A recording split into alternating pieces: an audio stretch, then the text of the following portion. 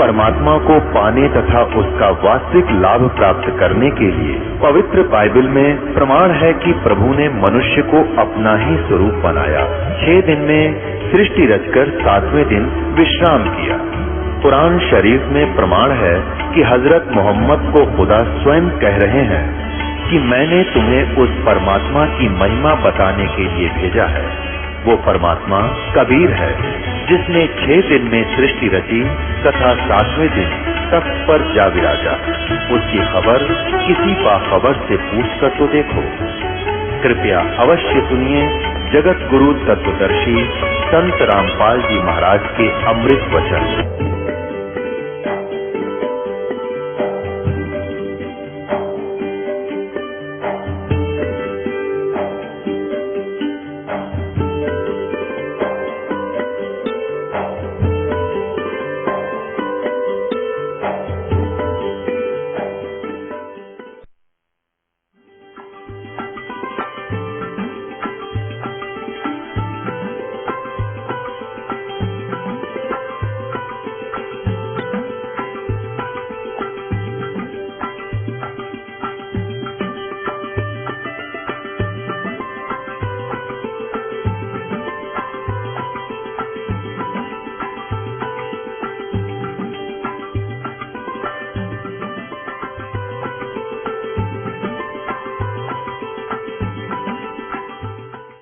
कबीर ये माया अटपटी सब गट आण अड़ी, और किस किस न समझाऊं या कुआ भांग पड़ी। तो यहाँ हम सभी एक का कुएं का भांग पिए फिर रहे। वो परमात्मा आता है, हम उसके भी जूते मारते हैं, उसको बुरा कहते हैं, इन नकलियों को स्वीकार करें बैठे हैं जो आसपास भी नहीं भगवान के। अब कहने का दास का तात्पर्य है कि इस दास के स्थान पर ये सोच लो परमात्मा बैठे, और फिर हम कैसे व्यवहार करेंगे उस भगवान से जिसके लिए हम तड़प रहे हैं। ऋषियों ने शरीर गाल दिए भगवान पाने के लिए, यदि वो मिल जाए तो हम उसका कैसे व्यवहार करेंगे। तो ये आपने रिहर्सल करनी पड़ेगी। इस दास को डला समझ लो, एक पत्थर समझ लो बोलता हुआ, लेकिन यहाँ नो सोच लो हम भगवान से मिलने जा रहे हैं। तो जैसा व्यवहार आप यहाँ करोगे ऐसा ही स्वप्न में आपका बनेगा। मृत्यु के बाद आपको ऐसा होगा जैसे स्वप्न, और वहां भगवान दास के रूप में पहले आपकी परीक्षा लेगा, बाद में ऊपर सिलेक्ट करेगा, ले जाएगा सतलोक। तो वहां जैसी भावना, जैसा अच्छा या बुरे विचार आपके इस दास के प्रति होंगे आपके मस्तिष्क पर लिखे आएंगे वहां पर, क्योंकि वहां कोई रोड ना चल रहा है। या तो हम 100 बात छुपा ले, आपके मस्तिष्क पर लिखे आएंगे रिजेक्टेड और सिलेक्टेड, कहने की जरूरत को नहीं। बस वहां तो न्यू करना भगवान ने, फिर रह जाओगे वहीं से। फिर ठीक है, आपने जो भक्ति की है, पहले तो यदि गुरुजी के प्रति आपकी आस्था एज ए गॉड नहीं है तो भक्ति आपकी बनाए को नहीं, भक्ति चलेगी ही नहीं। आप सब साधना करते भी दिखोगे, फिर नो हमें कोई लाभ नहीं हो रहा, तो आपके अंदर भक्ति अंकुर वो फूटा ही नहीं। तो पुण्यात्माओं, कहने का भाव ये है कि जैसे आपको दास बताना चाहता है कि उपदेश लेने के बाद फिर आपने इस दास को परमात्मा के तुल्य समझना पड़ेगा। दास परमात्मा नहीं है, ये तो उसका कुत्ता है, आपको जगाने के लिए भेज रखा है। आप धनी हो भक्ति के, आप सोए पड़े हो, आपका जीवन नष्ट हो रहा है, चोरी हो रही है, धन लुट रहा है आपके श्वास रूपी पूंजी का, ये दास जगा रहा है डंडोरा पीट पीट के, आवाज लगा लगा कर। लेकिन आपके लिए परमात्मा का विधान है, गुरु गोविंद कर जानियो और रहियो शब्द समाए, मिले तो दंडवत बंदगी नहीं पल पल ध्यान लगावे। कि गुरु को भगवान मानकर चलना, और रहियो शब्द समाए। शब्द समाये रखना मतलब जो उसने मंत्र दिया है वो सत मंत्र सतनाम, यानी सत भक्ति, उसमें लीन रहना, गुरु जी को भगवान मानना, और जो उपदेश मंत्र दिया है उसमें समाये रहना, उसकी भक्ति पर ज्यादा ध्यान रखना। और जब भी मिले तो दंडवत बंदगी, जहां मिले वहां दंडवत प्रणाम करना, और नहीं मिल पाते हो जैसे घर पे तो पल पल ध्यान लगावे। यानी परमात्मा के गुणों को अपने गुरु जी के ऊपर लक्षित करे, और फिर आपका भाव बनेगा, एक प्यार जागेगा इस दास के प्रति जैसा इस काल के प्रति जाग्या था, और वही कसक आपकी इस दास के प्रति होगी, तभी हम वहां चलेंगे। जिस कसक के साथ हम वहां डटे नहीं डटे, तो ऐसा ही भाव। अब हम कैसे भावित होते हैं, जैसे एक हीरो या हीरोइन नकली बात बना के, एक तो उसने पढ़ावे फिर वो बोला है, उसके एक दो डायलॉग पर हम आसक्त हो जाते हैं। ओहो बड़ा क्या बात कही, बड़ा सुंदर बोला, और यहाँ दास ने ऐसा पिटारा खोल दिया इन बोलों का, वचनों का। तो इस आधार से भी आपने प्रभावित होना चाहिए। जब आपकी आत्मा निर्मल हो जाएगी, कमाल कर दिया गुरुजी ने, तो ऐसे निर्णय करके ज्ञान दे दिया। तो हमने ऐसे प्रभावित होना है और आसक्त होना है उस परम पिता पर, इस दास के माध्यम से। ये रिहर्सल आपकी फिर ऊपर जाके काम आवेगी, जो आप यहाँ करोगे। अब हम उसी प्रसंग पर आते हैं कि वहां परमात्मा ने कहा कि आप जाइए, मैं इन बच्चों को, इन आत्माओं को तेरे पास भेज दूंगा, पर अपने सिस्टम से भेज दूंगा। अब उस परमेश्वर ने हम सभी को सूक्ष्म रूप बना दिया। और पुण्यात्माओं, ये पौराणिक कथा हम सुनते पढ़ते हैं, वो झूठ नहीं है, लेकिन वो कहाँ तक है, वो किस स्तर की है, वो अलग बात है। तो उसमें बताया था कि एक राजा की लड़की विवाह के योग्य होगी, वो ब्रह्मा के लोक में चला गया ब्रह्मा जी से संयोग पूछने खातिर। वहां उसको कथा चल रही थी, वो सुनने लग गया। यहाँ कहते हैं तीसरा युग आ गया, द्वापर युग आ गया तीसरा। तो उसने पूछा, जी मैं तो लड़की का संयोग पूछने आया था, योग्य वर कहाँ मिलेगा, कोई विधि बताओ हमारे को। तब ब्रह्मा जी ने कहा कि जहां से तू आया वहां तो अब तीसरा युग आ चुका है, द्वापर आ गया है। और सतयुग से आए हुए वो इतने लंबे लंबे थे, यानी 100 फुट ऊंची हाइट थी इन मनुष्यों की। सतयुग में 100 फुट से भी ऊपर 150 फुट हाइट के थे। द्वापर के प्रारंभ में ये 40 और 50 के आसपास, द्वापर के प्रारंभ में 40-50 के आसपास हाइट रह गई थी मनुष्य की। अब यही आपके गले उतरे नहीं, क्योंकि आपने देखे जितने, ये 5.5-6 फुट, मैक्सिमम 7 फुट। कोई बात नहीं, ये जातम मार्ग है पुण्यात्माओं, फिर से पनप रहा है, फिर से अंकुरित हो रहा है यथार्थ ज्ञान, यथार्थ मार्ग। तो धीरे धीरे ये घर भी करेगा, स्थान भी बनाएगा।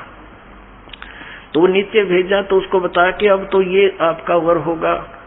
अब वह लड़की तो 60-70 फुट की और वो 40 फुट का उसका वर, दोनों छोटा दिख है। कहते हैं बलराम नाम था कृष्ण का भाई। तो उसने हल मारा उसके कंधे पे लड़की के, वह छोटी होगी, उसके 70 में आएगी, फिर उनका ब्याह हो गया। अब इसको हम गलत भी नहीं समझे, हमने सिर्फ अपना अध्यात्म मार्ग को समझना है कि ये तो एक जन साधारण छोटी सी भक्ति शक्ति युक्त व्यक्ति ऐसे ऐसे काम कर दे, सातों समुद्र पी जा। और वो परमात्मा जिसने सारे ब्रह्मांड रचे, वो क्या नहीं कर सकता। दास का आपके इस हृदय में ये बात जमाने के लिए प्रमाण देने पड़ रहे हैं। तो उस परमेश्वर ने हमें सूक्ष्म रूप बनाया, और जिस आत्मा ने सबसे पहले स्वीकृति दी थी इस काल के साथ आने की, उसकी लड़की बनाया, लेकिन उसको प्रजनन इंद्रिय नहीं लगाई थी। उस लड़की के अंदर परमात्मा ने हम सभी आत्माएं जो 21 ब्रह्मांड के अंदर, या चींटी से लेकर हाथी मनुष्य जो भी बने हुए हैं, इन सभी को उसके अंदर फीड कर दिया बीज रूप में। और उस लड़की को फिर अपने पुत्र सहजदास को साथ भेजा सतलोक में। परमात्मा ने सबसे पहले ये 16 पुत्र अपने एक एक वचन से उत्पन्न किए थे। उनसे फिर अन्य व्यवस्था अपने आदेश अनुसार वो करवाते थे। तो सहजदास को भेजा उस लड़की के साथ और कहा, बेटा जा उस ज्योत निरंजन सरपुरुष से कह देना कि जिन आत्मा ने तेरे साथ आने की स्वीकृति दी थी, इस लड़की के शरीर में फीड कर दिया है। पुण्यात्माओं, आज से 20, 30, 50, 100 वर्ष पहले शायद हम नहीं मानते कि ऐसा हो सकता है। अब विज्ञान ने हमारा ये मार्ग बहुत आसान कर दिया है। जैसे ये देखते हैं, कोई टेस्ट कराता है कि आपके 1 ग्राम खून में इतने करोड़ जीवाणु होने चाहिए, इतने लाख, और वो इतने कम है, इतने होने चाहिए। यानी 1 ग्राम ब्लड में और लाखों की संख्या में जीवाणु होते हैं। और कितना ब्लड आपके अंदर, हमारे शरीर में कितने जीवाणु हैं, वो सभी आत्माएं हैं। तो ऐसे वो फीड कर दिया इस लड़की के शरीर में। और ये कन्या थी, परमात्मा ने कहा जा निरंजन के पास छोड़ के आ सहजदास। सहजदास ने आकर के लड़की को ज्योति निरंजन के हवाले कर दिया और उसको बता दिया कि इसके बॉडी के अंदर परमात्मा ने वो सभी आत्माएं फीड कर दी है। और परमात्मा ने कहा बेटी तू जितने जीव कहेगी उत्पन्न करना चाहेगी कर सकती है, जितना वो कहे उतने जीव उत्पन्न कर देना, वो नर आकार में या जैसे भी पशु पक्षी तू जैसे भी चाहेगी वो एक बार कल्पना करना, वैसे ही रूप धारण कर तेरे शरीर से बाहर आते ही वो ऐसा रूप धारण कर लेंगे। अब यहाँ भी बात बहुत समस्या आ जाएगी आपको कि ऐसे कैसे हो गया। हम छोटे से जादूगर को देखा करते थे, बालक थे तब जादूगर आता था, एक मुख में छोटा सा कंचा डालता था, ये अंटे खेला कर बालक, गोली सी होती है कांच की, उनको 1 2 3 छोटी छोटी मुख में डालता था और फिर थोड़ी देर में दो करके और पत्थर काट देता। बता, वो तो एक जादूगर है, एक सिंपल। ये जादू जितने भी ये आध्यात्मिक यहाँ की जो उठपटांग सी क्रियाएं हैं ये सारी गॉड पावर से होती हैं। और ये क्या करते हैं कि वो पहले भक्ति सिद्धियां करते हैं तो परमात्मा से ही कुछ पावर ग्रहण कर लेते हैं, उसका ड्रामा बना देते हैं, बस इतनी सी बात। और उस मालिक ने सारा कुछ रख रखा उसके पास, तो वो खान है उस शक्तियों की, खान यानी वो तो एक पूरी स्टॉक है मालिक, पूरी पावर है उसके अंदर, वो कुछ भी कर सकता है। और कहा कि बेटी तू जितने भी जीव वो कहे तो उत्पन्न कर देना। और ऐसा ही कहकर ज्योति निरंजन काल को समझाकर सहजदास लड़की को वहां उसके ब्रह्मांडों में छोड़कर वापस आ गया। अब युवा होने के कारण लड़की का रंग रूप निखरा हुआ था। परमात्मा ने यह परीक्षा लेनी चाहिए थी कि ये यहाँ रहने योग्य भी है कि नहीं। ये ज्योति निरंजन इसने यहाँ पहले तो ये फंड किया, एक पैर पे खड़ा होकर बकवाद शुरू की, या रहा नहीं गया इसके ऊपर, क्योंकि ये 3 जने, एक अचिंत, एक ये अक्षर पुरुष और ये सर पुरुष, ये तीनों अचिंत के लोक में परमात्मा ने रहने को कह दिया था, इस द्वीप में रहो तुम एक गर्भ में। और बाकी सभी हम आत्माएं उत्पन्न कर दी थी, सबको अलग अलग व्यवस्था कर दी थी। तो इसके अंदर ये खुरापात उत्पन्न हुआ कि हम 3 जने तो एक स्थान पे, बाकी सब अलग अलग, मैं भी अलग से राज्य प्राप्त करूं। तो इसने तपस्या करके ये स्थान प्राप्त किए 21 ब्रह्मांड। तो वहां जब इसने देखा कि लड़की का रंग रूप देख करके ये एकदम इसके अंदर विषय वासना जागेगी, रजोगुण से प्रभावित होकर इसने लड़की के साथ दुराचार करने की सोची। उसी गतिविधि इसने प्रारंभ की उसके साथ। तो लड़की ने कहा कि ज्योति निरंजन कुछ शर्म कर, देख पहले तेरी उत्पत्ति करी परमात्मा ने, हमसे पहले तेरा जन्म हुआ उन्हीं के वचन से, और फिर उन्हीं के वचन से हम उत्पन्न हुए हैं, और मेरी उत्पत्ति भी उसी से हुई है, हम बहन और भाई हैं। ऐसा जुल्म ना करे तू। पर ये इतना अंधा हो गया काम वासना में, ये हद से ज्यादा बढ़ गया और बदमाशी करने के लिए मुंह खोला, आलिंगन बद्ध करना चाहा। लड़की भी उसी बाप की बेटी है, सूक्ष्म रूप बनाया, इसके मुंह के माध्यम से पेट में शरण दे दी और वहां से पुकार की, पिताजी मेरी रक्षा करो, मेरी रक्षा करो। अब परमात्मा को पता था कि अब हो गए लड्डू मिलने शुरू इनको, जिसके साथ जाना चाहते थे नकम्मे के साथ, वहाँ सारी सुविधाएं थी, भरा पूरा सारा सुख था, वो छोड़कर हम इसके साथ आ गए। अब परमात्मा ने कहा कि जा जोगजीत, 16 पुत्र हैं, उन्हीं से वो काम लेते हैं। जा जोगजीत, वैसे तो स्वयं ही अपने पुत्र जोगजीत के रूप में वहां आए थे और कहा था कि सुन, अब परमात्मा चला जा तो उसका कलेजा फट जा, कलेजा हिल जा, उसका मर जाओ, बेहोश हो जा, उठे को नहीं कई वर्षों तक।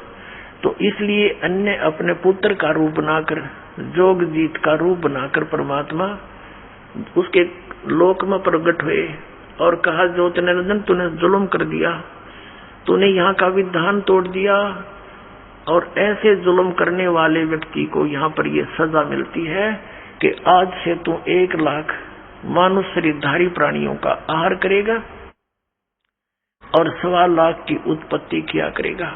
लड़की को उसके पेट से निकाल दिया और दोनों को वहां से कह दिया कि तुम निकल जाओ यहाँ से, 21 ब्रह्मांड लेकर ज्योतिर्निरंजन चला जा तुम यहाँ से। और लड़की ने भी कहा कि पिताजी मुझसे गलती होगी कि तू चली जा यहाँ से। अब परमात्मा को पता था कि ये अब ऊपरले मन से गलती मानने वाजाते फिर बात बिगाड़ेगी, तो हम सभी को वहां से निकाल दिया, क्योंकि सेब खराब हो जाती है, सेब विक्रेता उस इतनी अच्छी वस्तु और कीमती को भी नहीं रख सकता। लेकिन यहाँ ये फॉर एग्जाम्पल है। अब परमात्मा का उद्देश्य क्या था कि ये वहां जाएंगे तो इनके साथ क्या ब्रह्मटी होगी ये पता ही था, पहले भी आगाह किया था भगवान ने हमारे को, लेकिन हम मानने नहीं, हम इतने आसक्त हो गए थे। तो 21 ब्रह्मांड वहां से चल पड़े, जैसे विमान चलता है 16 शंख कोश की दूरी पर सतलोक से आकर ये यहाँ पर चक्कर काटने लगे परमात्मा के आदेश अनुसार। अपने आत्माओं दास एक जूनियर इंजीनियर सिविल की सर्विस किया करता था और वहां एक सरकारी कार्य चल रहा था कंस्ट्रक्शन का। वहां एक बहन भी मजदूरी करने आई हुई थी और उसके 2 बच्चे थे। एक तो वृक्ष के कपड़े में बांध कर लटका रखा था, वो जैसे झूला सा बना देते हैं, एक नीचे वो खेल रहा था और वो रो रही थी। हमने पूछा, बहन क्यों रो रही है तू, की बात है? तो बहुत बुरी तरह सबक रही थी। तो उनके गांव से एक और था, उसने बताया जी ये ऐसे ऐसे। फिर वो इतकी सी रुकी उसकी, फिर उसने बताई जी मैं बताऊंगी सारी कहानी कि मैं बहुत अच्छे धनी घर की लड़की थी और जिसके साथ मैं अपनी मर्जी से लव मैरिज करके आ गई, ये मजदूर था हमारे। और मेरे पिताजी को जब इस बात का पता चला तो उसने कहा, बेटी ठीक है हमने तो विवाह करना ही है तेरा, लेकिन जहां तू संयोग जोड़ना चाहती है यहाँ वहां दुखी बहुत हो जाएगी। लेकिन मेरे पिताजी की बातों का मेरा असर कतई नहीं हुआ, क्योंकि मैं तो अंधी हो चुकी थी। पिताजी के न चाहते हुए मैं इसके साथ आ गई और अब ये क्या करता मेरे साथ, मैं मजदूरी करती हूँ और वो शराब पीता है, सारा दिन घर पे रहता है, दोनों बच्चों को साथ लाती हूँ और मजदूरी करती हूँ, इसलिए रो रही हूँ कि मैंने अपने पैर पे आपको आड़ा मार लिया। तो पुण्यात्माओं परमात्मा हमें यही बता रहे हैं कि तुमने अपने पैर पे आपको आड़ा मार रखा है। उस बड़े पूरे परिवार को छोड़कर, वहां सर्व सुख संपन्न सतलोक को छोड़कर हम यहाँ आगे इसके साथ चिंडे लेने के लिए हम मजदूरी करते हैं, ये खाता है। अब इसने स्वर्ग क्या बना रखा है, एक रेस्टोरेंट है, ये वहां का मैनेजर है, ये इंद्र आदि वहां के मैनेजमेंट करने वाले नौकर छोड़ रखे। आप यहाँ भगवान की जो सच्ची भक्ति करोगे तो आपकी कुछ पूंजी जुड़ेगी, शास्त्र अनुकूल साधना करोगे तो। शास्त्र अनुकूल साधना नहीं करते उनका कुछ नहीं मिलता, वो सीधे नरक में डाल दिए जाते हैं। छोटा मोटा पुण्य करते हो उसके आधार से स्वर्ग में कुछ समय प्राप्त हो जाता है। अब जैसे वेदों अनुसार साधना क्या है, ओम नाम के जाप से प्रारंभ होती है और बाकी जो हमारे शरीर के अंदर कमल बने हुए हैं नीचे बैकबोन में, इन कमलों के अंदर इन श्री ब्रह्मा, श्री विष्णु, श्री शिव जी और दुर्गा जी और गणेश जी के ये है, तो ऊपर स्थान उनका प्रतिबिंब हमारे अंदर दिखाई देता है। तो इनके भी साधना के मंत्र हैं। पुण्यात्माओं एक साधना होती है, वो तो मजदूरी जानो, एक पूजा होती है। वो पूज्य जो है वो हमारा उद्देश्य होता है, इष्ट होता है, जिसको हमने पाना है। उसके लिए जो हम साधना करते हैं वो उसकी पूजा नहीं है, अब जैसे हमने पता है कि पृथ्वी में जल है और जल हमारा इष्ट है, उसको प्राप्ति के लिए हम हैंडपंप लगाते हैं, वो मजदूरी है, वो प्रोसेस है, वो साधना है, और प्राप्य हमारा जल है। तो ये जो साधनाएं हैं, जो आपको प्रथम मंत्र दिया जाता है, ये आपकी साधना है। प्राप्य हमारा परमात्मा है, सत्य पुरुष है, सतलोक में जाना है, उसके लिए सारा प्रोसेस है ये। तो जैसे आप जी ने प्रथम मंत्र ले लिया, द्वितीय ले लिया, सतनाम 2 अक्षर का, एक ओम मंत्र है, एक तत्व गुप्त है, और आप साधना करते रहे, और कुछ दिनों के बाद 1-2-4 वर्ष के बाद आप छोड़ छाड़ जाते हो, क्योंकि यहाँ हमारे जो समाज के अंदर अन्य साधनाओं का जोर बहुत घना है, और हमें ज्ञान न होने से हम उन्हीं के भाव में बह जाते हैं, तो वो यहाँ रह जाते हैं, सतलोक नहीं जा पाते। लेकिन जितने समय उन्होंने 2-4 वर्ष ये सत साधना की, वो पुण्य, उसकी पूंजी अलग से डिपॉजिट होगी, उसका धन है वो। और ऐसे धनी को फिर स्वर्ग जाना ही जाना है यहाँ से मृत्यु के बाद। इसका बाई फोर्स काम है, सारा सुनियोजित है। जैसे पहले आप गणेश जी के लोक में गए तो वहां भी होटल है, और उस होटल का जो चार्ज है वो आपसे लिया जाएगा, और जहाँ वो मैनेजमेंट वहाँ का है, मैनेजमेंट करने वाला वहाँ का प्रधान है, गणेश है, उससे भी उसका कुछ अंश ऊपर उस काल के पास जाता है। ऐसे ही जैसे आप दूसरा मंत्र आपके पास श्री ब्रह्मा और सावित्री का, यानी ये साधना करते हो, इसकी कमाई से आप उस ब्रह्मा के लोक में जाओगे। वहां भी एक रेस्टोरेंट है जिसको स्वर्ग बोलते हैं, ये वो रेस्टोरेंट है, वहां पर केवल धनी व्यक्ति ही जा सकते हैं, और आपकी पूंजी वहां डिपॉजिट हो जाती है, और जिस समय आपका वो धन समाप्त हो जाएगा, आपको बाई फोर्स वहां से निकाल दिया जाएगा। फिर आप जाओगे विष्णु जी की मंत्र की जो आपकी भक्ति धन है, वो विष्णु लोक में जाकर उसके रेस्टोरेंट में खाओगे, खराब करोगे, और उनका चार्ज उसका जो है वो अलग से है। फिर आप जाओगे जैसे शिव जी के लोक में, वहां फिर अपनी कमाई बर्बाद करके उसके होटल में, वहां से फिर चलोगे कहाँ, दुर्गा के लोक में, वहां से फिर अपनी कमाई बर्बाद करके समाप्त करके फिर जाओगे ब्रह्म लोक में। क्योंकि ये 2 अक्षर के नाम में इसकी जो वे ऑफ वर्शिप है, इस साधना, इस भक्ति की इस तरह क्रिया करने से इसकी जो भक्ति धन है, ये ब्रह्म लोक में प्राप्त होता है, इस सतनाम के प्रथम अक्षर का, ओम का। तो ब्रह्म लोक के अंदर आपके इस ओम नाम के जाप के धन कमाई को वहां महास्वर्ग बोलते हैं उसको। वहां और ज्यादा बकवाद है, नीचे वालों से ज्यादा सुविधाएं हैं, और लेकिन चार्ज भी घने हैं वहां के। तो वहां आपका वो धन नष्ट हो जाएगा। फिर आपके पास बचेगा वो तत्व मंत्र का कुछ जाप। उसका क्या कर रखा है इसने, इसी ऊपर एक स्थान बना रखा है ब्रह्मलोक। ब्रह्मलोक के अंदर इसने आगे उसको डिवीजन बना रखी है, सतलोक की और अलखलोक की, अगमलोक की और अकैलोक की। उसने नकल बनवा रखी है, डुप्लीकेट।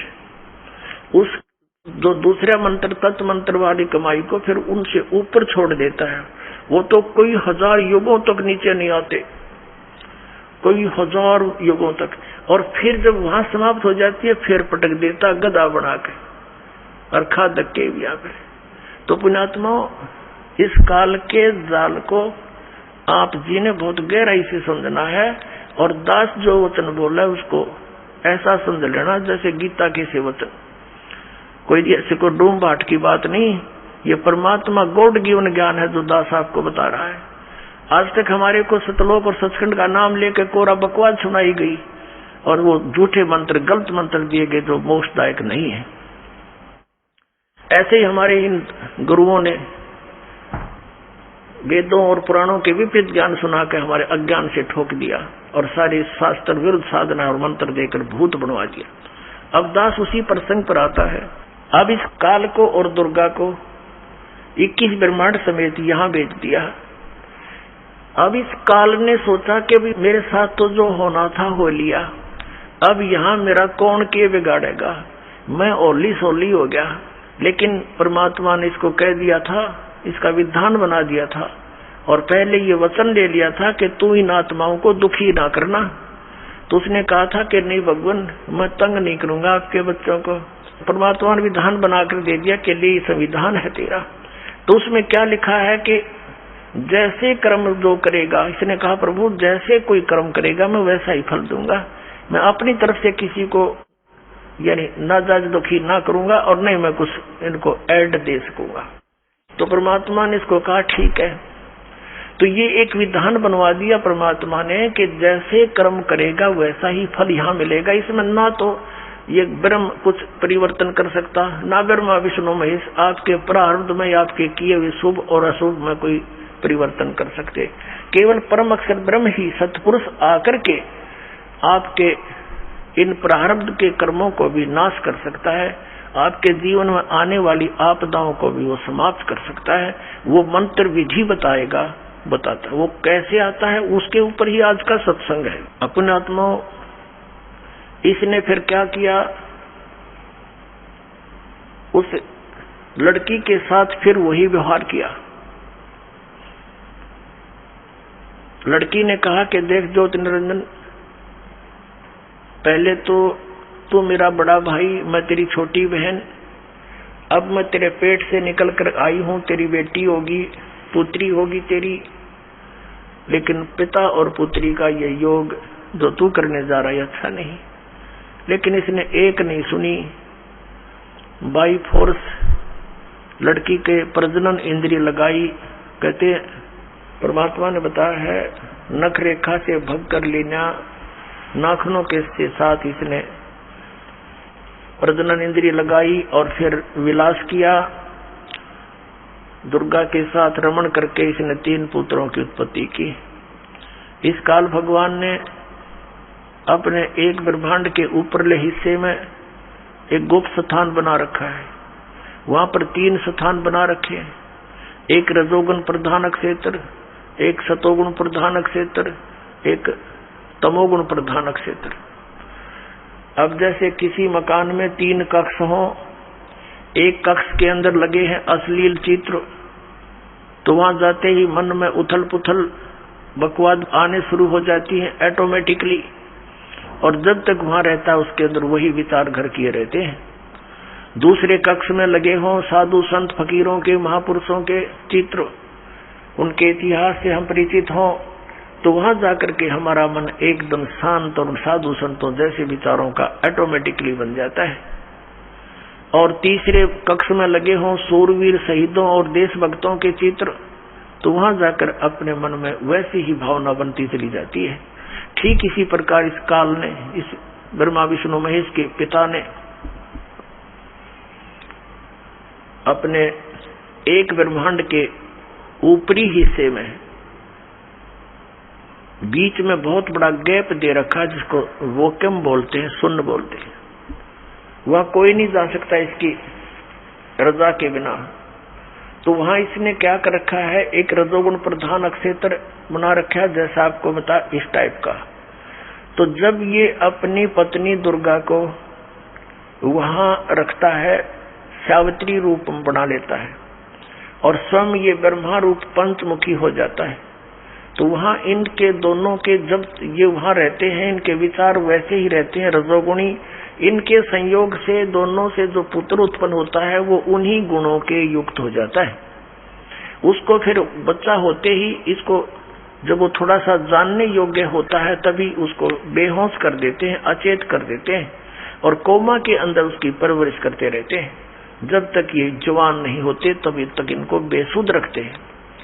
फिर ये दूसरे स्थान पर चले जाते हैं सतोगुण प्रधान क्षेत्र में। वहां ये स्वयं विष्णु रूप धारण कर लेता, चतुर्भुज रूप धारण करके, विष्णु जैसा रूप करके, और लक्ष्मी जैसा रूप दुर्गा बना लेती है। यहाँ दोनों वहां रहते हैं सतोगुण प्रधान क्षेत्र में। इन दोनों के संयोग से जो पुत्र उत्पन्न होता है वो सतोगुण युक्त हो जाता है। और उसको भी ऐसे ही, जब ये थोड़ा सा बालक होता है, जानने योग्य होता है, उसी समय इसको कोमा में कर देते हैं, अपनी सिद्धि शक्ति तक अचेत कर देते हैं और परवरिश जारी रखते हैं इसकी। ठीक इसी प्रकार ये तीसरे स्थान पर जाते हैं जो तमोगुण प्रधान क्षेत्र है। वहां ये क्या करता है, ऐसा रूप बना लेता है जैसा आप शिव का देखते हो चित्रों में, और अपनी पत्नी को पार्वती रूप बना करके दुर्गा को वहां सही रखता है। इन दोनों के संयोग से, पति पत्नी व्यवहार से जो पुत्र उत्पन्न होता है वो उन्हीं गुणों से युक्त हो जाता है। उसको फिर बेहोश कर देते हैं और परवरिश जारी रखते हैं। जब ये तीनों युवा हो जाते हैं, ये सब कार्य ये सुनियोजित तरीके से और गुप्त और धोखे में रखकर करता है, ताकि कहीं किसी जीव को पता ना लग जा मेरे काले कारनामों का। और दुर्गा को इसने सख्त हिदायत दे रखी है कि यदि तूने मेरी बात का कहीं भेद खोल दिया कि मैं 1 लाख मनुष्य शरीरधारी प्राणियों को खाता हूं, तो मेरे से बुरा नहीं होगा। अब ये इससे डरती है क्योंकि अपने पैर पर कुहाड़ा मार के इसके अधीन होगी, जो ये कहता है ये वही करती है। इसने भी पाप का ढेर कर दिया। अब ये विवश है, तो इसने क्या किया, जब ये तीनों पुत्र युवा हो जाते हैं, इनको सचेत कर देते हैं। जैसे विष्णु जी को शेष नाग की सैया पर इसके नाभि कमल से उगा दिया एक फूल कमल का, और वहां उसको दूसरी स्थान पर निकाल दिया, उस पर ब्रह्मा को स्थापित कर दिया, और फिर कैलाश पर्वत पर शंकर भगवान को युवा होते तीनों को होश में ला दिया। आप श्रीमद् देवी भागवत गीता प्रेस गोरखपुर से प्रकाशित तीसरे स्कंद में 5 से लेकर 6-7 अध्यायों में आप पढ़ोगे, उसमें समय आने पर आपको वो दिखाएंगे, पढ़ाएंगे। उसमें क्या बताया है कि ब्रह्मा जी बताते हैं अपने पुत्र नारद को, जब उसने सृष्टि उत्पत्ति का कारण पूछा कि बताया कि बेटा नारद के बताऊं, मैं तो कमल के फूल पर अचेत पड़ा था, जब मैं सचेत हुआ तो मुझे नहीं मालूम इस अथाह जल में मैं कहां से आ गया, मेरा कौन जनक है, मैं किसने पैदा कर दिया। फिर मैं उस डंठल पकड़कर कमल की नीचे उतरना चाहा कि देखूं ये कहां तक है, तो मैं कई वर्षों तक घूमता रहा, कुछ नहीं पाया, मैं डर के वापस जा बैठा। आकाशवाणी हुई तप करो तप करो, तो मैंने 1000 वर्ष तप किया। फिर आकाशवाणी हुई कि अब सृष्टि करो। अब ये काल क्या करता है, इनको पहले तो चार्ज करता है, बैटरी चार्ज करवाता है इनकी, तप करवा के सिद्धियां आ जाती है, फिर रिमोट अपने हाथ में रखता है। फिर इसने सोचा सृष्टि कैसे करूं, तो उसी समय इस काल ने अलग से मधु और कैटब नाम के 2 प्राणी और दुर्गा से उत्पन्न करवा दिए। वो दोनों राक्षस ब्रह्मा को मारने के लिए दौड़े। ये डरता कमल के डंठल पकड़कर नीचे को भाग दिया, सपीटते नीचे उतरने गया। आगे आके क्या देखा कि विष्णु जी बेहोश पड़े हैं। अब वो घबरा गया, अब क्या करूं, ये उठा नहीं, कैसे जगाऊं इसको। तो उसके अंदर से कहते हैं एक देवी निकली, वह भूतनी की तरह बेहोश कर रही थी दुर्गा, आकाश में दिखाई दी, और उसके बाहर निकलते ही, शरीर से बाहर निकलते ही विष्णु जी होश में आ गए। फिर उसने मधु कैटब को मारा। कुछ देर के बाद शिव भी वहीं आ गया, इवन करने थे इकट्ठे, वो कर दिए। और फिर उनको विमान में बैठाकर ऊपर घुमाया फिराया। ऊपर क्या देखा कि एक ब्रह्मा और देखा। विमान में बैठे हुए विष्णु और शंकर ने, ब्रह्मा जी कहते हैं, मुझसे पूछा कि चतुरानंद ये दूसरा ब्रह्मा कौन है। मुझे तो पता नहीं ये कौन है। इतने में हमारा विमान दूसरे स्थान पर चला गया। वहां क्या देखा, एक त्रिनेत्रधारी शिव और निकला, नंदी वृषभ पर बैठा था। उसको देखकर शिव हमारे साथ बैठा था, काल का पुत्र शिव, उसका सिर चक्कर खा गया कि और शिव कौन है। फिर हम गए तीसरे स्थान पर, वहां एक और विष्णु बैठा था। ऊपर एक उसके साथ लक्ष्मी भी बैठी थी, बड़ा वैभवशाली उसका मकान था, बड़े सुविधाएं उपलब्ध थी। अब उसको देखकर विष्णु का चक्कर आ गया कि ये दूसरा विष्णु कौन है। विमान में बैठे बैठे दिखा रही है दुर्गा। उस काल ने कहा था कि जब तुम्हारे भ्रम हो जा, क्या स्थिति है तुम्हारी, इनसे परिचित करा दें, तुमसे ऊपर कोई और भी है। फिर वो विमान पहुंच गया दुर्गा के स्थान पर। ये दुर्गा आगे जाकर बैठ की एक पलंग के ऊपर। तो वहां इन्होंने कहा था, देखा जब सारा के विष्णु ने कहा कि ओहो मुझे कुछ याद आता है, मैं जब छोटा सा बालक था ये मुझे पालने में झुला रही थी, ये अपनी माता है, मैं अपने अंगूठों को मुख में देकर चूस रहा था, ये अपनी माता है।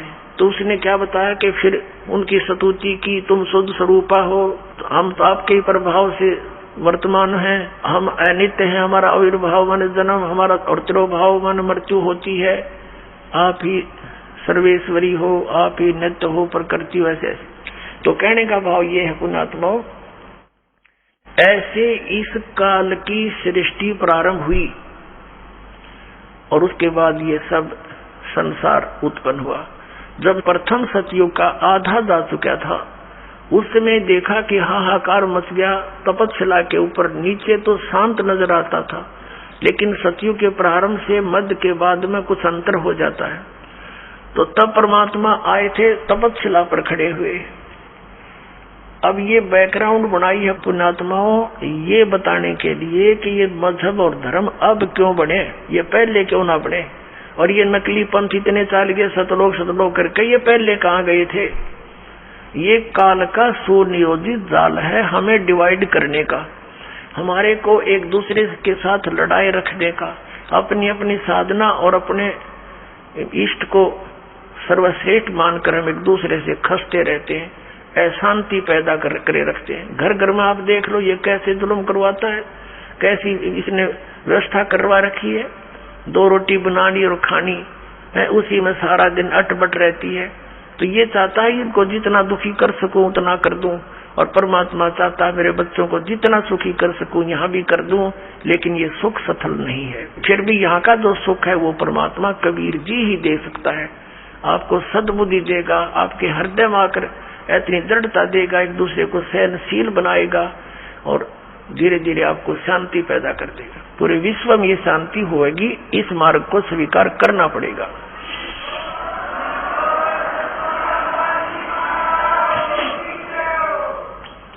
जब तपस्या पर ये परमात्मा खड़े थे, जीवों को बताया कि बच्चों तुमने ये जो तपस्या पर भूने जा रहे हो ये पाप वहां किया था।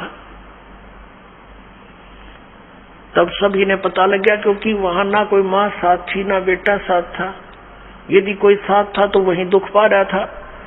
तो सबकी आंखें वहां खुल जाती हैं, सारी बात सच्ची नजर आती है।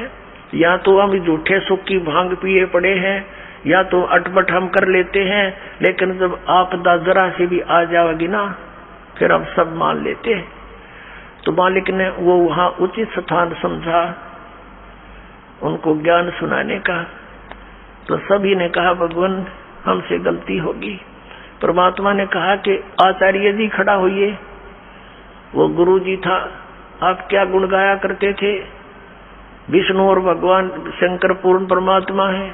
तुम कहते थे भगवान निराकार है, वो परम ब्रह्म निराकार है। तुम परम ब्रह्म से परिचित नहीं, तुम काल को परम ब्रह्म मान रहे हो। ये सरपुरुष को, ये तुम्हारा शत्रु है, तुम्हें खा रहा है। ये निराकार नहीं है, ये अव्यक्त है। अव्यक्त माने प्रोक्ष है, गुप्त है।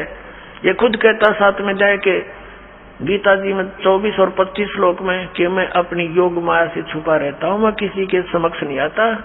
ये मेरा अव्यम अनुतम विधान है, अटल घटिया विधान है कि मैं कभी किसी के समक्ष नहीं आता। जैसे सूर्य के बीच में बादल आ जाते हैं, लेकिन सूर्य अव्यक्त हो गया, निराकार नहीं है, ऐसा समझो। तो परमात्मा ने कहा कि अभी दिखाता हूं तुम्हारा वो अव्यक्त। ये सब खेल परमात्मा कर रहे थे। अब उस ज्योति निरंजन ने सोचा अपने टाइम अनुसार के वो जीव जा चुके होंगे, इतने समय में उनकी पूरी वह सब्जी ही पक लेती है। और वो आकर क्या देखा, काल ने क्या देखा कि ये और कौन आ खड़ा हुआ यहाँ पर। उसका ध्यान तो परमात्मा में हो गया, और वो परमात्मा ने कहा उन जीवों को कि देखो भाई, वो है तुम्हारा भगवान जिसको तुम निराकार बताते हो, कि वो फिर शिव और विष्णु रूप में साकार है, वैसे वो निराकार है। ये यहाँ भी साकार है। ये देखो उसकी शकल, ओछा माथा, लंबे दांत, और ये विराट रूप बना सकता है, क्योंकि ये 1000 कला का भगवान है। और जिनको तुम परमात्मा मानते हो विष्णु और शंकर को, वो 16 कला के भगवान है। और मैं जो है असंख्य कला का भगवान हूँ, असंख्य कला का। अब सब जीवों ने देखा उसकी शकल से डर लग गया। काल की शकल ऐसी, तो उन्होंने कहा, हे भगवान हमसे भूल होगी, हमको माफ कर दो दाता, हमें ले चलो वापस, हम फिर गलती नहीं करेंगे। परमात्मा कहते हैं थोड़ा सा सुख होते तुम भूल जाते हो, इब आपत्ति में मुझे याद कर रहे हो, जरा सा सुख होते तुम फिर कभी याद नहीं करते। और पुण्यात्माओं, तुम वहां से भक्ति युक्त आए थे, अब तुम भक्तिहीन हो गए हो। वहां जाने के लिए आपको भक्ति धन की जरूरत पड़ेगी, उतना ही चार्ज होना पड़ेगा जितना तुम आए हो वहां से होकर। उसके लिए मैं तुम्हें सतनाम दूंगा और फिर दूंगा सार नाम।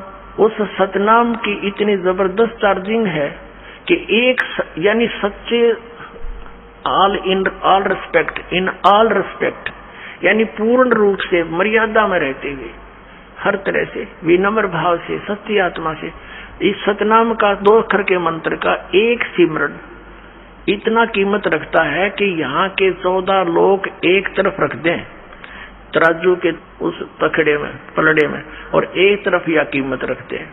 और ये पृथ्वी लोग, स्वर्ग लोग और पाताल लोग तो पासंग रख दे, जिसकी कोई सौदे में नहीं होता उसको पासंग कहते हैं। अब हम कितने धनी थे भक्ति के, और हमने सारे जीवन में इतनी भक्ति करनी पड़ेगी, श्वास उश्वास का सेवन करके वो भक्ति धन फिर ग्रहण करना पड़ेगा। और उस भक्ति की शक्ति से, उस भक्ति के बल से हम इतने स्पीड से वहां जाएंगे कि काल देखता रह जाएगा। तो वो भक्ति कहता मैं दूंगा तुम्हें वहां जा करके, और मेरा जो सतनाम 2 अक्षर का होगा उसका जाप करना, पूरी विश्वास के साथ लगे रहना। जब तुम जाए धरो जग देहा, तब तुम करना मम सत शब्द सनेहा। परमात्मा ने कहा था जब तुम मानुष शरीर मिले जो संसार में, तब मेरा कोई संत इस सतनाम का सच्चा ज्ञान देता हुआ मिल जाए तो वो ग्रहण कर लेना, उसकी भक्ति करना बेटा, फिर तुम्हें ला सकता हूँ। मेरा इसका वचन हुआ था, तुम सब इच्छा से आए हो और सब इच्छा से ही वापस जा पाओगे। तो पुण्यात्माओं, ये सारे ज्ञान देने का, ये सारा आत्म ज्ञान सुनाने का तात्पर्य ये है कि आपकी यहाँ से आत्मा आस्था हटे, यह हटेगी, क्योंकि ये ज्ञान इतना सत्य है। आप यहाँ रहते हुए भी आपकी आत्मा यहाँ नहीं रहेगी, एक दिन ऐसी स्थिति आ जाएगी जब तक आप मोक्ष के लायक नहीं होंगे। फिर क्या होगा?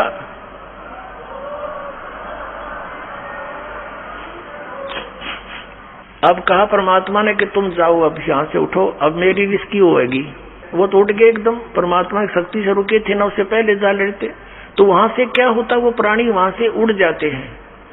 उस आध्यात्मिक उसने जो शक्ति वहां छोड़ रखी है उसके आधार से, तो वो फिर कहाँ आते हैं? रास्ते में आते आते वो ठंडे हो जाते हैं, शांत हो जाते हैं, कुछ अचेत होते हैं, फिर वो सचेत हो जाते हैं। फिर क्या देखते हैं अपने को, कहाँ पाते हैं?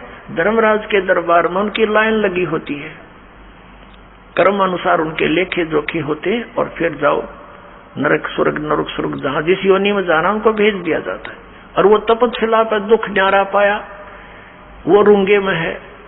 तो कहने का भाव ये है पुण्यात्माओं, वो काल आ गया, काल ने देखा कि ये जोगजीत कैसे आ गया मेरे लोक में, इसने मुझे वहां से निकाला था, मैंने इससे प्रार्थना भी की थी, इसने मुझे वहां रहने नहीं दिया था, अब ये मेरे लोक में कैसे आ गया? अब उसने सोचा ला पहले इसकी देही तोड़ दूं। काल ने सोचा जोगजीत ने कुट्टू पहले मुझे बाहर निकाल दिया, अपनी गलती ना देखता उसने के जुल्म किया। यहाँ ऐसी व्यवस्था है, इंसान दूसरे का दोष देखता, अपने को तो नहीं झांकता, ऐसा स्वभाव हमारा। फिर इसने सोचा कि कहीं कोई पिताजी का आदेश लेकर ना आया हो तेरे ऊपर और आपत्ति आ जा। तो इसने पहले कहा कि जोगजीत पहले तो ये बता कोई पिताजी का आदेश हो मुझे सुना, और फिर तेरे को आज गढ़ूंगा मैं अपना प्रतिशोध लूंगा, तेने मेरे साथ जो जुल्म किया वहां से निकाल दिया। तो इसने क्या किया?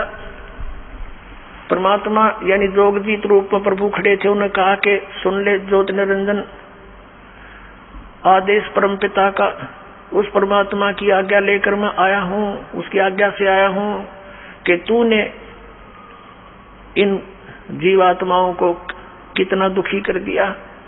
तेरे साथ आए जब इनका क्या स्वरूप था, आज किसी को गधा बना दिया, किसी को कुछ बना दिया, तूने जुल्म कर दिया और भगवान का नामो निशान मिटा दिया। तू ये अटपट साधनाओं पर लगा दिया सबको, तू खुद भगवान बन बैठा यहाँ पर।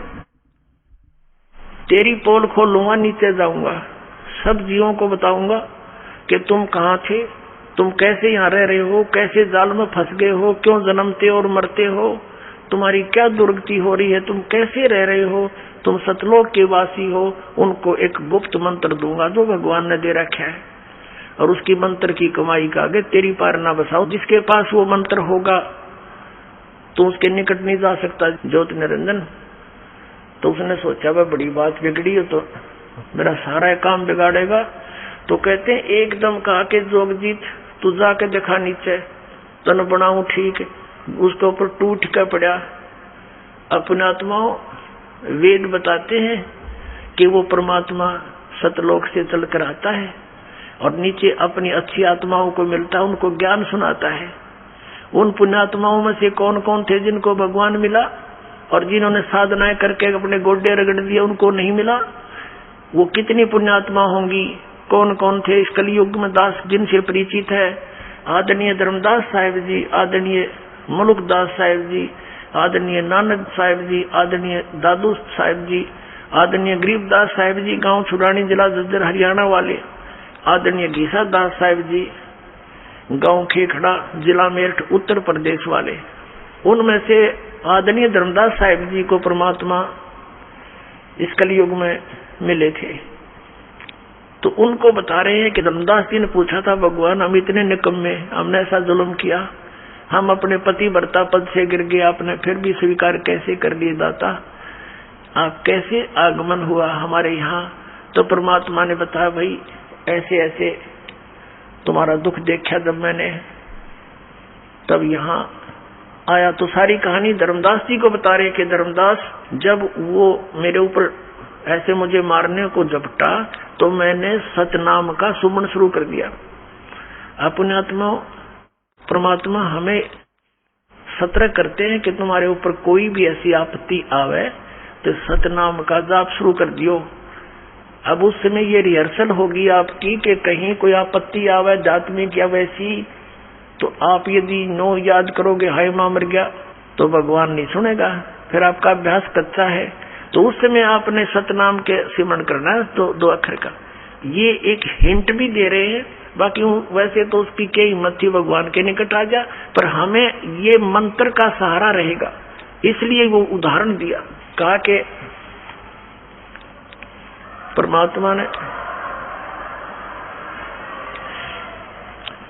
परमात्मा ने हमें सतर्क किया कि तुम्हारे ऊपर कभी ये अटैक करता दिक्कत, ये सिमरण कर दिए, इसका कलजा पाट जाएगा, निकट नहीं आ सकेगा तुम्हारे भूत प्रेत ये कुछ भी, ये तो सौदा के है जो इस सिमरण का सच्चे मन से पूरी मर्यादा में रहते सिमरण करते रहोगे। तो कहता परमात्मा ने कहा कि मैंने सतनाम का सुमन कर दिया धर्मदास, ये ऐसे गिर गया, नीचे गया पाताल के नीचे, पाताल में पहुंच गया, इतना भयभीत हो गया।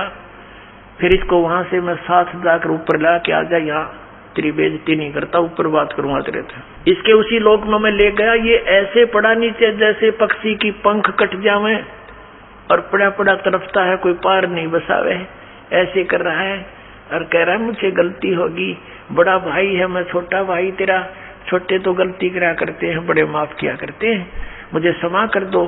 धर्मदास मेरे पैर पकड़ दिए इस काल न आकर के, माफ कर दो, मैं तेरा छोटा भाई, मैं तो आपको पिता के समान समझता हूँ। तब मैंने इसको कहा ठीक है माफ कर दिया। फिर इसने मेरे से क्या कहा कि हे भगवान यहाँ कुछ वस्तु ऐसी है जो मुझे अभाव है, आप वो मुझे दान में दे दो, दान में। परमात्मा ने कहा था कि बोल क्या मांगेगा, कैसे नहीं वचनबद्ध हो जाओ। तो परमात्मा ने कहा कि ठीक है मैं वचनबद्ध हो गया। तब इसने कहा था कि 3 युगों में जीव कम ले जाना, सतयुग त्रेता द्वापर में, और चौथा युग जब कलयुग आवे तब शरण जीव बहुत जावे, ऐसा वचन हर मोय दीजे, तब तुम गमन संसार ही कीजे। इसने कहा था भगवान 3 युगों में जीव कम ले जाना, चौथे युग में जब कलयुग आवे तो कितने जीव ले जाना, ये मुझे वरदान दे दो। परमात्मा ने कहा तथास्तु, कह दिया भाई ठीक है। अब आपके यह शंका उत्पन्न होगी, भगवान ने क्या पता नहीं था ये ऐसा कुछ कर देगा, तो फिर इसने सारा पता था परमात्मा ने। पुणात्माओं, जब तक हम भगवान की इस कथा में दोष देखना बंद कर देंगे तब हम इस मार्ग पर चल पड़े। ये सोच लो, ये कथा निर्दोष है, सत्य है। हम बाल हैं, बच्चे हैं, नहीं समझ में आ जाएगी कई बार सुनने और समझने से। जब इसने झपट्टा मारा और परमात्मा ने अपना सिमरन शुरू किया तो इसकी पार नहीं बसाई। ये इतना घबरा गया, वहां से इतनी स्पीड से भाग गया, पाताल में जा गिरा। और वहां से भगवान लाए, इसने पकड़ के चल ऊपर चल, वहीं तेरी खबर लूंगा। एक भगत बता रहा था, ने बोला जी हमारे गांव में एक जोटा था भैंसा, और वो इतना अंडी पाक रहा था, उस गांव में तो उसने कोई दूसरा जोटा छोड़ा ही नहीं था। और आसपास के गांव में भी कोई उसने इधर आ जाता खेतों में तो उसकी इतनी दूर तक उसको मारने के लिए दौड़ता था। एक बार हमारा तालाब खुदवा रखा था, जोड़ गांव का तालाब खुदवा रखा था, गहरे गड्ढे कर देते हैं कि वर्षा होगी तो जल घना स्टॉक हो जाएगा इस उद्देश्य से। और वो नहर से भरवा रखा था, सरकार से प्रार्थना करके फुल करवा रखा था। तो उसमें क्या हुआ कि ये हाथी वाले आते हैं गांव में, दाने कुछ मांगन मुंगन आते हैं, हाथी वाले आ रहे थे। उनने हाथी, दोपहर का समय था, हाथी छोड़ दिया जल में कि ये मस्ती मार लेगा थोड़ी देर। वो हाथी उन तालाब के अंदर गहरे गहरे गड्ढे बुनवा रखे थे, खोद रखा था, उनमें सारा डूब गया। थोड़ा सा शर दिखे और एक थोड़ी सी दूरी पर वो सूंड ऊपर कर रहा, इतना दिखे। वो जोटा आ गया, वो भैंसा स्नान करने के लिए, पानी पीने के लिए। अब उसने देखा कि दूसरा भैंसा कैसे आ गया मेरी जोडेक्शन में, इसकी हिम्मत कैसे पड़ गई। उसने हाथी का सिर दिखा था, उसने सोचा यो भी कोई जोटा है, भैंसा है, तो उसकी तरफ चलानो खखा के पानी में, जल में, अब जो से भी इसको मार डालूंगा। अब हाथी ने देखा कि इसने आ लड़ दे निकट सी, वो हाथी खड़ा हो गया, वो सारा बाहर निकला, वो जोटे ने देखा, उसका कलजा पाट गया, इतना स्पीड पे भाग गया। नो क्या था, नो मुंह बा लिया और हमारी 3 किलोमीटर सीमा है गांव की, उससे पार जाकर उसने पीछे मुड़कर देखा।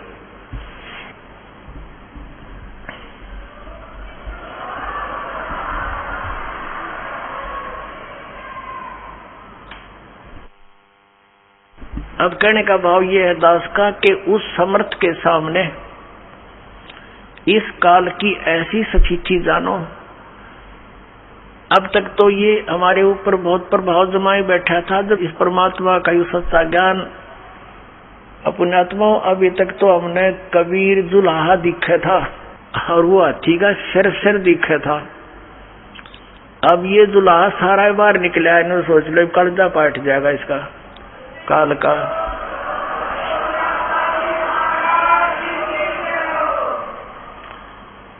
अब ये परमात्मा कति प्रत्यक्ष हो गया आपके सामने, ये अज्ञान रूपी जोटा ही भाग जाएगा यहाँ से।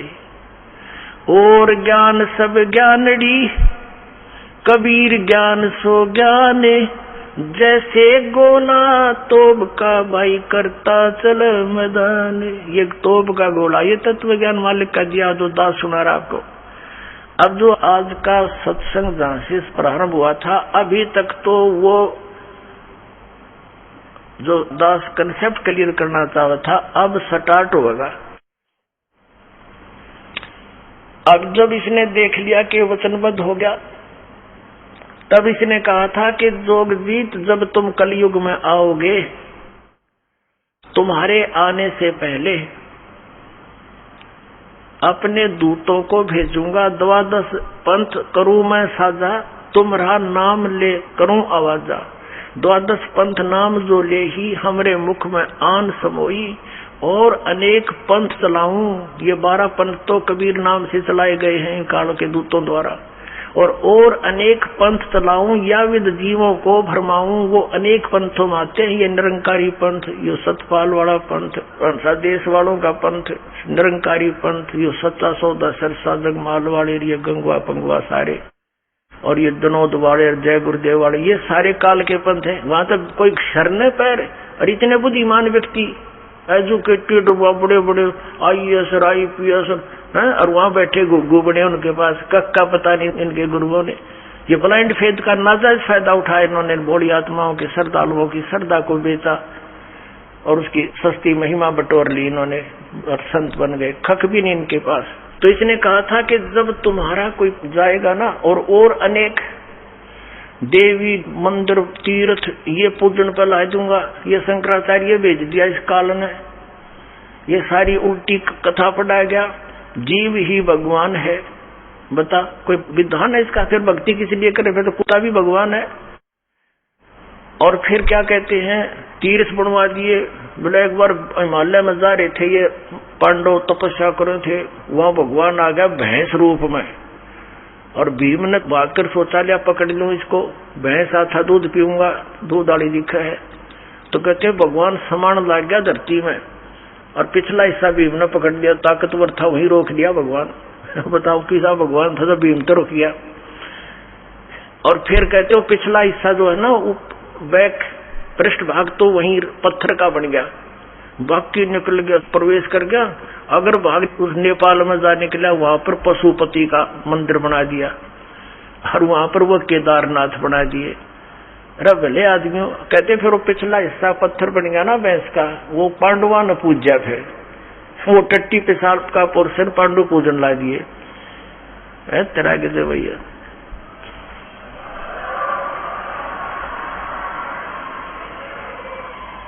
अब ये सारा जाल इस काल ने फैलाना था। तब इसने कहा था कि इतने मजहब बना दूंगा, आपस में लड़े कटेंगे, ज्ञान किसी को होगा नहीं, ऐसे संत भेज दूंगा जो भ्रमित करके आएंगे। तब परमात्मा ने कहा था कि तू अपना काम करी और मैं अपना करूंगा। मालिक को पता था कि अपने दास को उसमें भेजूंगा जब ये सब धर्म और पंथ और मजहब कति मैच्योर हो चुके होंगे, इन्होंने जो ज्ञान कहना सुनना है कह चुके होंगे, इनकी किताबें बन चुकी होगी। फिर मेरा दास जाएगा और उनको सबको तत्व ज्ञान के तोल कर रख देगा, सत्य और असत का निर्णय करके सब मेरे बच्चों को मेरी शरण में लाएगा। बोलो सतगुरुदेव।